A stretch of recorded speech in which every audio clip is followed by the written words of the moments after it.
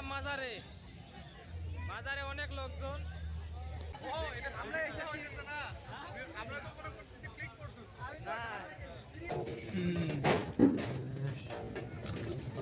আসেন আসেন। চলন বিল থেকে ঘুরে যান। চলন বিল ঘোরার পর নাটোরের উদ্দেশ্যে আমরা রওনা করলাম। এখন নাটোরে গিয়ে দেখব রাজবাড়ি কি কি দেখা যায়। রাজবাড়ি দেখার পর আমরা ব্যাক করব হিলিতে। আমরা ফাইনালি রাজবাড়িতে ঢুকে পড়েছি। দেখেন সামনে বিশাল বড় একটি গেট। টিকিট মূল্য 30 টাকা। জায়গার ভিউ মোটামুটি অনেক সুন্দর রয়েছে। দেখেন আশেপাশে অনেক সুন্দর ও পরিষ্কার পরিচ্ছন্ন এলাকা।